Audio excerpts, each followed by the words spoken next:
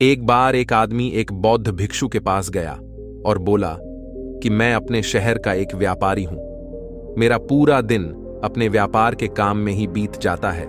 इस वजह से मुझे ज्यादा खाली समय नहीं मिल पाता है। ज्यादा खाली समय नहीं मिल पाने के कारण और हर समय व्यस्त रहने के कारण मुझे ज्यादा खाली समय नहीं मिल पाता है। जिस समय से मुझे तनाव महसूस होने लगा है, पिछले कई महीनों से मैं अपना कोई भी काम ठीक से नहीं कर पा रहा हूं।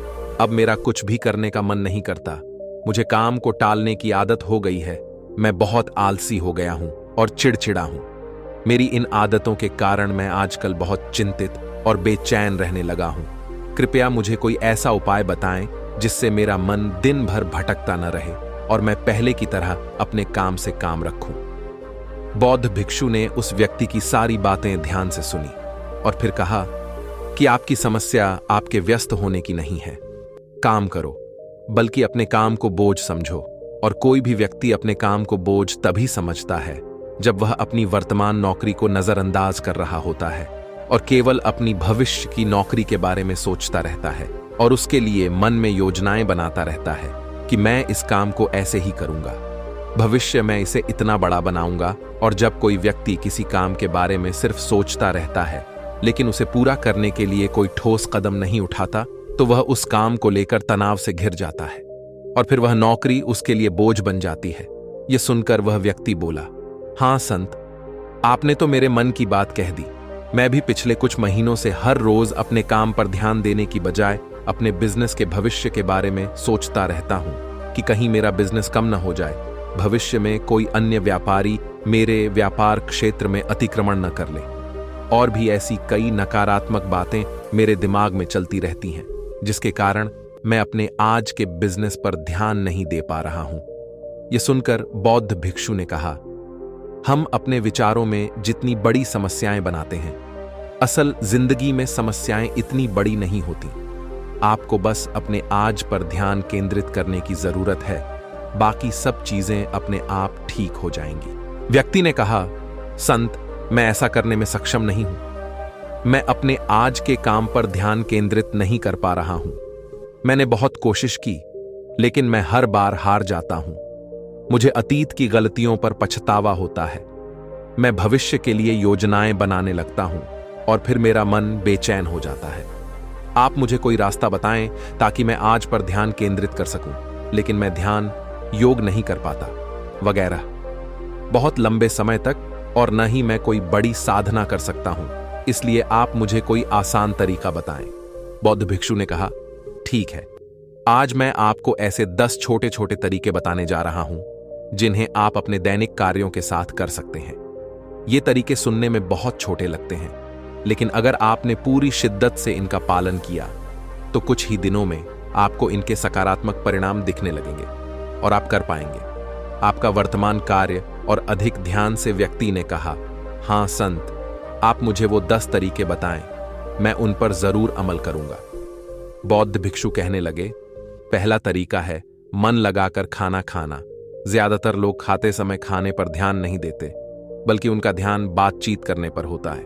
कोई पुरानी सोच में खोया हुआ है या किसी देखने वाली चीज में खोया हुआ है, जिसके कारण खाना खाते समय भी उनका मन बेचैन रहता है।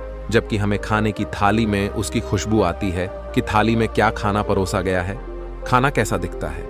इन सभी का ध्यानपूर्वक निरीक्षण करना चाहिए। और जो भोजन बनाता है और जो उस भोजन को उगाता है, उन्हें मन में धन्यवाद देना चाहिए। हमें हर निवाले के साथ भोजन के स्वाद का आनंद लेना चाहिए, न कि केवल पहले निवाले के लिए। यदि आप भोजन को ध्यान से प्यार से लेते हैं तो भोजन समाप्त होने के समय आपका मन पूरी तरह से शांत हो जाएगा और आप अंदर से खुशी महसूस करेंगे। और यही कारण है कि पुराने भारतीय समाज में मौन रहकर भोजन करने की परंपरा रही है, क्योंकि मौन रहकर मन लगाकर भोजन करना भी ध्यान का एक तरीका है। और सिर्फ खाना खाते समय ही नहीं, बल्कि आप रोजमर्रा के काम जैसे चलना, नहाना, साफ सफाई आदि भी ध्यान से करेंगे तो आप पूरे दिन खुशियों और अनंतता से भरे रहेंगे। बौद्ध भिक्षु ने कहा, दूसरा तरीका यह है कि आप अपनी सांसों पर ध्यान दें। सांस लेना एक प्राकृतिक और लयबद्ध प्रक्रिया है जो स्वाभाविक रूप से चलती रहती है। जब हम अपनी सांसों पर ध्यान देते हैं तो यह हमें मन से शरीर की ओर ले जाती है। परिणाम स्वरूप हम अपने विचारों के भ्रम, भय और चिंता से मुक्त हो जाते हैं। और इसे आप किसी भी समय कर सकते हैं। बुद्ध द्वारा बताई गई ध्यान की विधि में बताया गया है कि अपनी आने और जाने वाली सांसों पर ध्यान केंद्रित करें। जब भी आप तनावग्रस्त हों या खुद को विचारों में उलझा हुआ पाएं, तो तुरंत अपना ध्यान अपनी आती और जाती सांसों पर केंद्रित करें। कुछ क्षण बाद में आप महसूस करेंगे कि आप शांत हो गए हैं। आपका सारा भ्रम, आपका सारा तनाव दूर हो गया है। और यदि आप लंबे समय तक अपनी सांस रोकते हैं तो ध्यान केंद्रित करने की आदत डालें। इससे सबसे खराब स्थिति में भी आप खुद को शांत रख पाएंगे और अपने वर्तमान कार्यों पर अधिक समय तक ध्यान केंद्रित कर पाएंगे। सांसों पर ध्यान देना हमें याद दिलाता है कि हम कौन हैं। हमें यह एहसास होता है कि हम वह विचार नहीं हैं जो अभी हमारे अंदर चल रहा है, बल्कि हम उससे अलग हैं, हम उससे ऊपर हैं। दोस्तों, सिर्फ अपनी सांसों पर ध्यान देने से बहुत कुछ पता चल सकता है। नए आयाम हमारे पूर्वजों ने सिर्फ अपनी सांसों को कैसे नियंत्रित किया जाए, इस पर बहुत काम किया। ऐसे काम कर सकते हैं जो सामान्य मानव जीवन से परे हैं, जबकि हम अपनी सांसों पर ध्यान देकर खुद को ऐसी स्थिति में ला सकते हैं जिससे जीवन में कोई भी उतार चढ़ाव हमें परेशान नहीं कर सके। बौद्ध भिक्षु ने उस व्यक्ति से कहा, तीसरा तरीका है अपनी इंद्रियों से जुड़ना। हमारे पास 5 इंद्रियां हैं। नाक, त्वचा, जीभ, कान और आंख हमारे शरीर के प्रवेश द्वार हैं। लेकिन जब हम विचारों में खो जाते हैं तब हम अपनी इंद्रियों को महसूस नहीं कर पाते। हमारे आसपास क्या हो रहा है, गंध कैसी है, क्या आवाजें आ रही हैं। जब तक ये सभी चीजें इतनी मजबूत न हो जाएं कि हमारा ध्यान अपनी ओर खींच लें, हम बस बेहोशी में जीते रहते हैं। इसलिए अपने आसपास की चीजों को बहुत ध्यान से देखने की आदत डालें। जैसे ठंडी हवा को अपने शरीर से टकराते हुए महसूस करें। बगीचे में खिलते रंग बिरंगे फूलों को देखें, उसकी सुंदरता को देखें, पक्षियों की आवाज सुनें। कुछ देर के लिए उगते और डूबते सूरज को देखें। ये सभी छोटी छोटी चीजें आपको आपके वर्तमान से जोड़ देंगी। अगर आप अपने जीवन में शांति और आनंद का अनुभव करना चाहते हैं तो आपको अपने आसपास की चीजों पर ध्यान देना होगा। आपको एक पल रुक कर देखना होगा, उन्हें प्यार से देखें और उन्हें महसूस करें। बौद्ध भिक्षु ने कहा, चौथा तरीका यह है कि अपने मन में उठने वाली नकारात्मक भावनाओं का निरीक्षण करें। परेशान होना, निराश होना या गुस्सा आना इंसानों में आम बात है, लेकिन हमें ऐसी भावनाओं में नहीं बहना चाहिए। लेकिन जब भी हम ऐसा करते हैं, किसी तरह का हमारे अंदर नकारात्मक भावनाएं, तो हमें इन भावनाओं पर ध्यान देना चाहिए। जैसे जब आपको गुस्सा आता है या कुछ गलत करने का मन करता है, तो उस वक्त आपके मन में किस तरह के विचार उठ रहे होते हैं, तो थोड़ा रुकिए। थोड़ी देर में आपको लगेगा कि आप वो विचार नहीं हैं, आप उनसे अलग हैं।